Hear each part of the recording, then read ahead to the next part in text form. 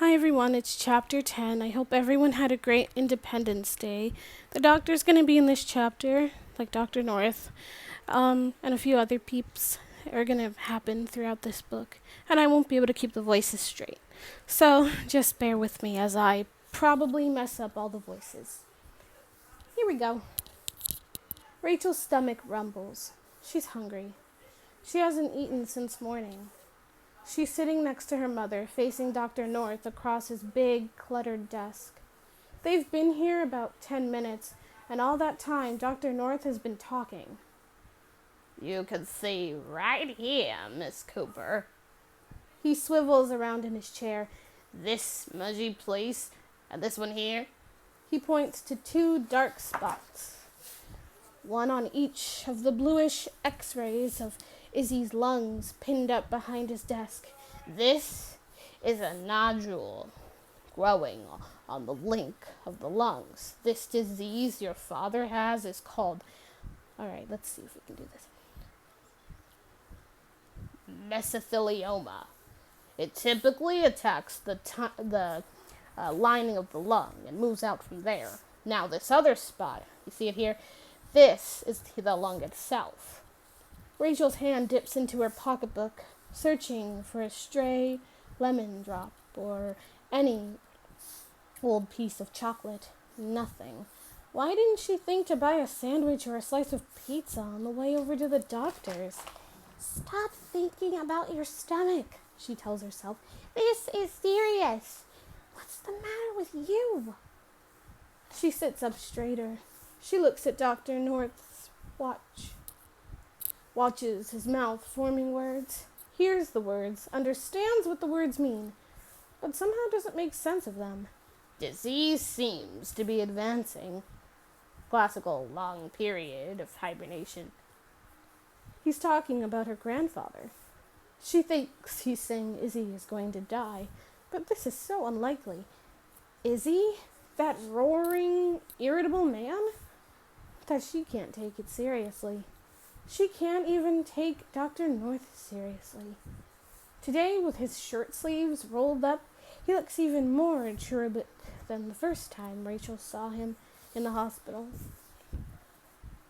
His head full of blonde curls shines in the sunlight filtering through the Venetian blinds. He just doesn't look like a doctor.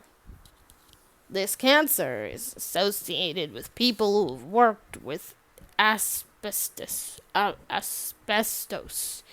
You might have heard of it as asbestosis. Dr. North is saying in his careful manner, pronouncing each syllable. Asbestosis. Did your father ever work with asbestosis? Shirley clasps and unclasps her pocketbook. He was a stonemason. He worked outdoors mostly. Walls, foundations. How about during the Cold War? Did he work in the shipyards? The literature indicates that this disease is showing up just now in a lot of those people. No shipyards. You're sure? Yes, but he did work for a little while in a factory. I don't know what he did there, but it wasn't for very long. I think it was just 4 or 5 months. Dr. North nods. It doesn't take long for the damage to be done. He looks down at the file, which is open in front of him. And was he a pretty healthy, heavy smoker back then? Just makes people much more susceptible. He takes a prescription pad out of his desk. I give your father some pills for discomfort, you remember? I'll write you another prescription that you could use for him when... Shirley takes a long, loud breath. When I took my father home from the hospital, you said he had a clean bill of health. I was right there. I heard you say it. A clean bill of health. Right, Rachie? But she doesn't look at Rachel, only at the doctor. And now you're telling me something else. You're saying he has a very bad disease and... Mrs. Cooper. Dr. North leans across the desk. I'm sorry. What I said in the hospital, I said for your father's benefit. He's an old man. I wanted to give him optimism. At that point, at any rate, I didn't have the lab results. I only had my suspicions. You remember when you brought him into my office for the first time? I had a hunch right then, but then of course I couldn't know for sure, not without the lab tests. Yes, Shirley says. The tests are important. You understand, though, even if I had the test results when you got him from the hospital, even then I wouldn't have said anything to him. I wouldn't want to hit him in the face with something like that. No, Shirley says. Why wouldn't you? Who wants to tell someone something like that? Dr. North frowns. Don't forget, we've not 100% sure what the diagnosis is. To be 100% sure of what we have in your father's lungs, we would have to do a biopsy. We would have to do surgery, cut him open, just to see what we have there. Do you want to do that?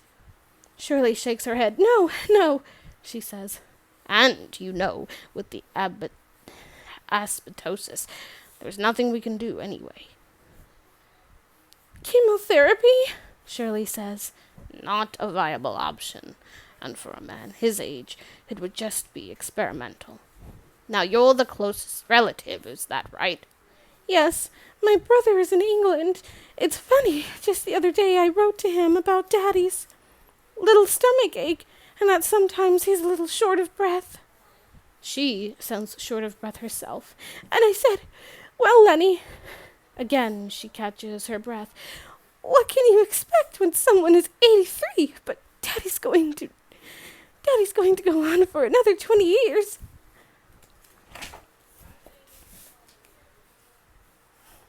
Dr. North twirls his pen between his fingers. Some people say, tell the patient everything.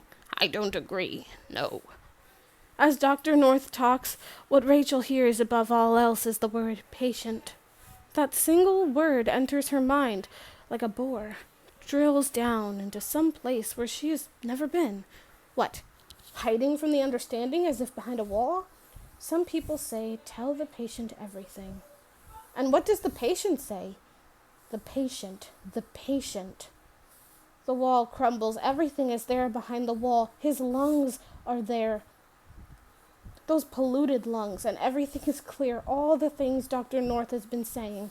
All the polluted explanations, convoluted explanations, and long words now make simple sense.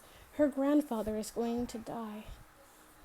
I don't see what good it will do to tell your father the exact facts. Dr. North is saying. Will that cure him? No way. It could even make things worse. It could very well depress him, take away his will to live. The body needs hope to fight its battles. Are you saying there's a chance? Shirley says. There's always a chance. I'm not God. I only can tell you what I believe, based on my education and experience. Dr. North's eyes stray to Rachel. I'm going to lay it on the line for you. My educated guess is that your father has 2, maybe 3 months at the most to live. Shirley is opening and closing the clasp on her pocketbook. For a moment, the tiny silver clicking is the only sound to be heard in the office. Rachel's eyes fix on the blue pictures of Izzy's lungs, the lungs that give him life. There on those lungs are the spots that will destroy his life. Life and death lying side by side, as close as 2 kittens in a litter. Dr. North uncaps his pen and writes on a prescription pad.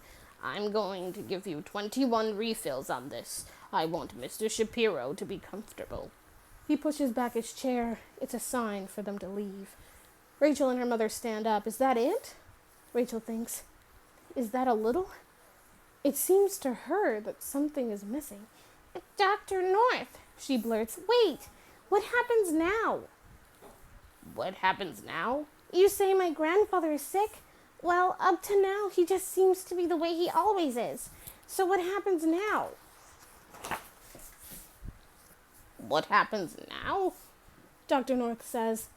Well, he'll get weaker and weaker. That would be the chief sign. Weaker and weaker, he repeats.